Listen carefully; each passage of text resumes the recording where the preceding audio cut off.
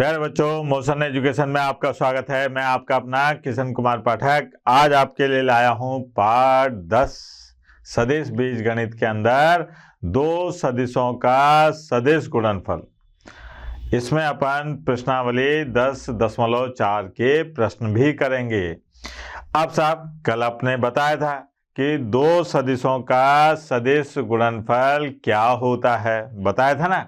आज थोड़ा सा उसका हल्का सा रिवीजन भी ले लेते हैं, ज़्यादा टाइम नहीं लगाऊंगा। मैंने आपको बताया था कि साहब ए सदिश और बी सदिश का अगर सदिश गुणनफल करते हैं तो ये ऐसे आता है, सदिश ए का मापांक, सदिश बी का मापांक और साइन थीटा और एन कैप। ये एन कैप क्या था? ये यहाँ पर ये ए सदिश और बी सदिश, ए सदिश और ये बी सदिश, इसके बीच का कोण था थीटा। अब यहाँ पर सदिश ए और सदिश बी के लंबवत इकाई सदिश, सदिश ए और सदिश बी के लंबवत इकाई सदिश, इसको कहते हैं अपन एन कैप। ये वाली चीज थी, ठीक है। सदिश ए और सदिश बी के लंबवत इकाई सदिश को क्या कहते हैं? N cap. और दोनों सदिशों के बीच के कोण को क्या कहते हैं? थीटा। और ये जो है इसको कहते हैं सदिश गुणनफल। क्या कहते हैं? सदिश गुणनफल। ठीक है बेटा। फिर अपन ने देखा कि यहाँ पर कि जब थीटा बराबर 90 डिग्री है, जब थीटा बराबर 90 डिग्री है, यानी कि ए सदिश और बी सदिश परस्पर लंबवत है, तो ऐसी स्थिति में ए सदिश और बी सदिश ये बराबर होता है किसके? ए सदिश का मापांक और बी सदिश के मापांक के। और एन कैप ये इकाई सदिश है, अगर इसका मापांक लेंगे तो ये 1 हो जाएगा। ठीक है सर। अब क्या हुआ कि यहां से अपने को पता चला कि साहब आई कैप और क्रॉस जे कैप, ठीक है, ये बराबर होता है किसके? के कैप के। क्यों साहब, ऐसा क्यों कर रहे हैं अपन? तो आपको मैं बताऊं कि ऐसा बताया गया था कि ये एक्स है और ये वाई है और ये जेड अक्ष है, ठीक है। अब आई कैप क्या होता है? आई कैप होता है एक्स अक्ष के अनुदिश इकाई सदिश, ये है वाई अक्ष के अनुदिश इकाई सदिश, और के कैप होता है जेड अक्ष के अनुदिश इकाई सदिश। ठीक है। तो आई कैप क्रॉस जे कैप, आई कैप का मापांक 1, जे कैप का मापांक 1, तो यहां पर ये 1 तो एन कैप बचा। अब एन कैप क्या है? एन कैप है ए सदिश और बी सदिश के लंबवत इकाई सदिश। यहां पर ए का काम कर रहा है आई कैप, बी का काम कर रहा है जे कैप। इन दोनों सदिशों के लंबवत इकाई सदिश कौन है? के कैप। ये रहा के कैप। ऐसे ही जे कैप और साहब इसका सदिश गुणनफल करें के कैप के साथ में तो आएगा आई कैप, और साहब के कैप का आई कैप के साथ में गुणा करें तो क्या आएगा बेटा? तो आएगा अपने पास में जे कैप। अब यहां पर यह भी याद रखना है दिशा का। कैसे? कि अगर ये आई कैप है, ये जे कैप है और ये के कैप है, और आप ऐसे चलें यानी कि घड़ी की दिशा में चलें तो कोई दिक्कत नहीं है। आई के बाद जे के बाद के बाद फिर आई, फिर जे, फिर के। लेकिन अगर आप इसका क्रम बदलते हैं यानी कि जे कैप का सदिश गुणा करते हैं आई कैप के साथ में तो यहाँ आ जाएगा माइनस के कैप। फिर साहब के कैप का सदिश गुणा करते हैं जे कैप के साथ में तो यहाँ आ जाएगा माइनस आई कैप, और आई कैप का ये करते हैं के कैप के साथ में तो आ जाएगा माइनस जे कैप। ये अपने याद रखने वाली बात है। ठीक है बेटा। दूसरी बात अपन ने देखी थी कि दूसरी बात, जब थीटा बराबर 0 डिग्री हो, इसका मतलब ए सदिश और बी सदिश या तो समांतर हो या फिर संरेख हो। क्या हो? संरेख। तो ऐसे स्थिति में ए सदिश और बी सदिश का जो सदिश गुणनफल है वो बराबर आ जाता है 0 के। किसके बराबर आ जाता है? 0 के। अब जब 0 के बराबर आ जाता है तो अपन कह सकते हैं कि साहब आई कैप क्रॉस आई कैप, ठीक है, बराबर जे कैप और क्रॉस जे कैप और के कैप और क्रॉस के कैप, ये बराबर क्या हो जाता है? 0 के। तो यहां पर याद रखिए कि अगर दो सदिशों का सदिश गुणनफल 0 है तो सदिश परस्पर क्या होंगे? समांतर होंगे, अर्थात संरेख होंगे, ठीक है। अगर अपन बात करें कि दो सदिश समांतर हैं, ठीक है, या उन संरेख हैं, तो ऐसी स्थिति में उन दोनों सदिशों का सदिश गुणनफल, अदिश नहीं बोल रहा हूं, सदिश गुणनफल 0 होगा। ये बात भी समझ में आ गई। ये अपन ने कल पढ़ रखा है, केवल आपको रिवीजन करा रहा हूं मैं। फिर बात आई कि अगर मान लीजिए सदिश जो है घटकों के रूप में दे रखे हो तो क्या करेंगे? तब कैसे गुणा करेंगे?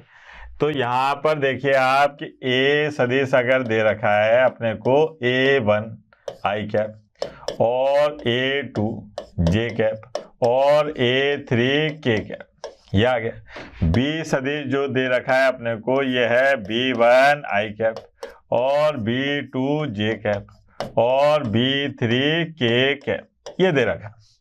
तो अब इनका अपन सदिश गुणा कैसे करेंगे? तो इनका सदिश गुणा करने के लिए आपको क्या करना पड़ेगा? ए सदिश का बी सदिश के साथ में सदिश गुणा। सबसे पहला काम कि अपने को सारणिक बनाना है और यहाँ पहले ही पंक्ति में क्या लिखना है? आई कैप, जे कैप और के कैप, ठीक है बेटा। फिर अगर ए पहले है तो आप पहले पंक्ति 2 में ए के घटकों को लिखो। यहां पर लिखेंगे अपन A1, A2 और A3, फिर B1, B2 और B3, ये आ गया। अब यहां से आई कैप, इसको छुपा दिया, इसको छुपा दिया, तो ये आ गया A2 B3 minus B2 A3 minus जे कैप, है ना। इसको छुपाया, इसको छुपाया, तो यहां पर आ गया A1 B3 minus B1 A3 plus के कैप में क्या आएगा? इसको छुपा दिया, इसको छुपा दिया, तो A1 B2 और माइनस B1 A2, ये हो गया साहब। ये क्या है अपने पास में? ए सदिश और बी सदिश का सदिश गुणनफल घटकों के रूप में। ये अपन ने कल पढ़ा था, कुछ सवाल भी किए थे प्रश्नावली 10.4 के। आज भी अपन 10.4 के सवाल करेंगे। देखें कौन से सवाल करेंगे भैया। अरे देखो आप, ये वाला सवाल बड़ा मजेदार सवाल है। मान लीजिए भैया, मानी तो आज तक अपने घर वालों की नहीं है, तो इसकी कैसे मान लें, लेकिन मानना पड़ेगा भैया, पास होना है।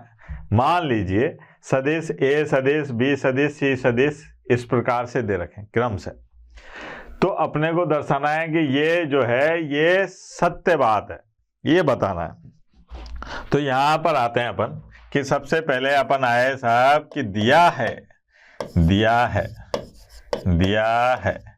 क्या दिया है बेटा? दिया है ए सदिश जो है वो बराबर है A1 आई कैप, A2 जे कैप, A3 के कैप, टन। फिर बी सदिश जो है वो बराबर है B1 आई कैप, B2 जे कैप, B3 के कैप, टन।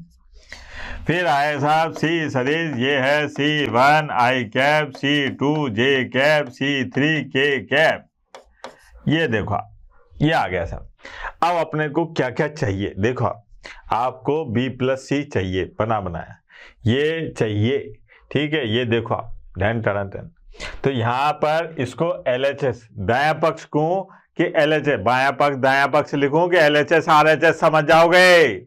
LHS लिखते हैं, थोड़े बहुत तो पढ़े लिखे हैं अपन, इतने भी थोड़ी ना है भाई। LHS क्या है साहब? LHS में ये है ए सदिश का सदिश गुणा हो रहा है किसके? बी सदिश प्लस सी सदिश के साथ। अब मुझे यहां पर बी सदिश प्लस सी सदिश चाहिए, तो मैं ऐसा करूं कि यहां पर बी सदिश प्लस सी सदिश की बात करूं, कि साहब बी सदिश प्लस सी सदिश क्या है। तो भैया इन दोनों को जोड़ लो। देखो आप, B1 प्लस C1 आई कैप, फिर B2 प्लस C2 है ना जे कैप, और B3 प्लस C3, और ये आ गया K कैप। ये क्या है अपने पास में, B सदिश प्लस C सदिश। इसके लिए अब इसका अपने को A सदिश के साथ में सदिश गुणनफल निकालना। तो देखें जरा, अब देखिए आप यहां पर अपने को A सदिश LHS, A सदिश का सदिश गुणनफल करना है B सदिश प्लस C सदिश के साथ में, ऐसे। तो यहां पर पहले तो सारणिक बना लेते हैं, लिखते हैं I कैप, J कैप और K कैप। ठीक है बेटा। अब A सदिश A1 A2 A3, B सदिश प्लस C सदिश, यहाँ पर B1 plus C1, B2 plus C2 और B3 प्लस C3, ये आ गया। ठीक है ना। अब इसको सरल करते हैं, तो यहीं पे आगे कर दो बेटा। यहाँ पर देखो आप I कैप और बड़ा कोष्ठक लगा, इसको छुपाया इसको छुपाया, तो यहाँ पर आ गया A2 B3 प्लस C3, फिर माइनस A3, और साहब इसको छुपा दिया। तो यहाँ पर क्या है अपने पास में, देखना है आप, इसको छुपा रखा ना अपने, A3 का B2 और प्लस C2, कोई दिक्कत। फिर अपन ने छुपाया माइनस J, ये देखो इस पंक्ति को छुपा लिया और इस स्तंभ को छुपा लिया। तो यहाँ आया A1 B2 प्लस C3, फिर माइनस A3 और B1 प्लस C1, यह आ गया। फिर प्लस K कैप, अब किसको छुपाऊंगा, देखो आप इस पंक्ति को और इस स्तंभ को। तो यहाँ आ गया A1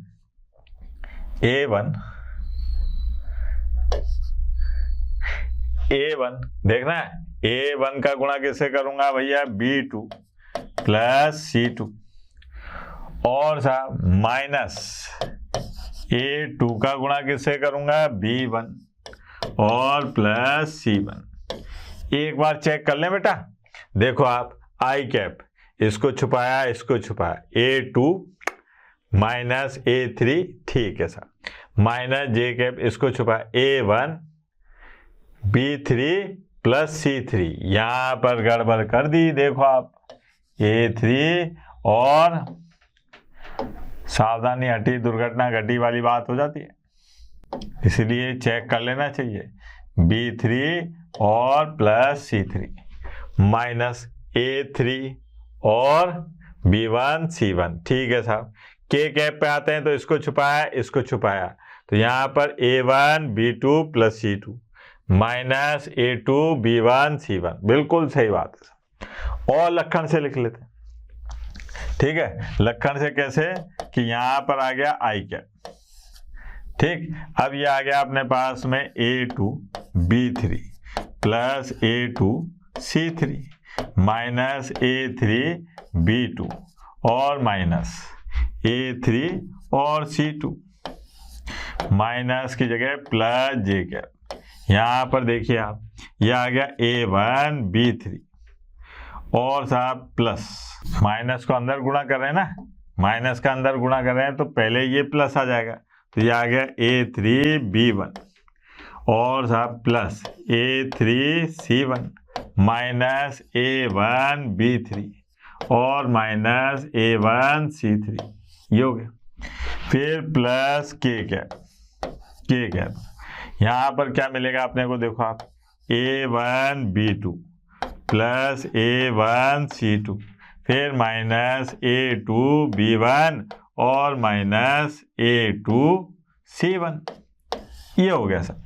ये अपने पास में इसका गुणनफल आया, सदिश गुणनफल। अब आते हैं अपन किस पर, RHS पर।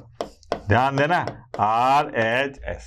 RHS में क्या है साहब, RH में ये कह रहा है कि A सदिश का सदिश गुणनफल करो B सदिश के साथ में, फिर प्लस A सदिश का सदिश गुणनफल करो C सदिश के साथ में। ठीक है, अब यहाँ देखें अपन सारणिक यही बना दें, आई कैप, जे कैप और के कैप।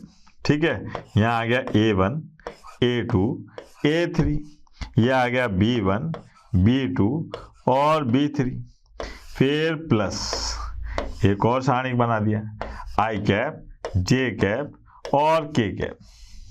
ठीक, फिर यहाँ पर क्या आ गया अपने पास में, A1, A2, A3 और C1, C2, C3, ये हो गया। अब यहाँ पर पहले इसको गुणा करते हैं। ठीक है, देखो आप कैसे गुणा होगा साहब, आई कैप, ये आ गया अपने पास में A2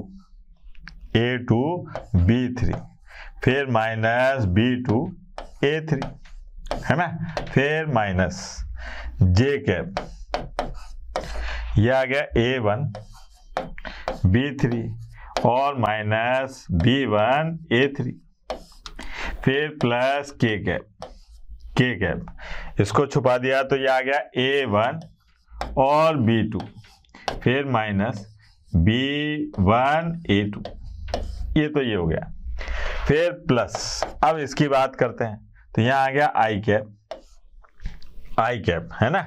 आई कैप आने के बाद में जरा देखना भैया, ये है A2 और C3 माइनस C2 और A3, फिर माइनस जे कैप, यहाँ पर है A1 C3 माइनस C1 और A3, फिर प्लस के कैप, यहाँ पर है A1 C2 minus C1 A2, ये हो गया साहब।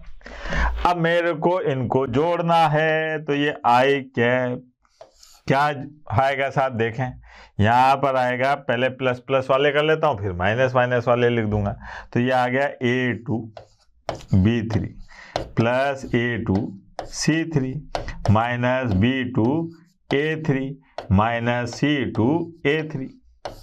अब प्लस जे कैप कॉमन ले लिया तो यहाँ माइनस का अंदर गुणा कर दूंगा, तो ये आ जाएगा अपने पास में A3 B1 plus A3 C1, ठीक है, माइनस A1 B3 और साहब माइनस A1 C3, फिर प्लस के कैप, यहाँ लिख देता हूँ। तो यहाँ पर देखिए आप, ये आ गया अपने पास में A1 B2 A1 C2 minus B1 A2 minus C1 A2, ये हो गया। अब यहाँ पर कभी इसको देखो और कभी इसको देखो तो क्या पता चलेगा कि भैया ये तो बराबर हैं। इसका मतलब यहाँ पर कह सकते हैं कि LHS बराबर है किसके, RHS के। मतलब ये अपने से ये कहलवाना चाह रहा है कि अगर A सदिश का B सदिश और C सदिश के योगफल के साथ में गुणा करें तो जो मान प्राप्त होगा वो A सदिश का B सदिश प्लस A सदिश का C सदिश के साथ में गुणनफल के बराबर होगा। Hence proof.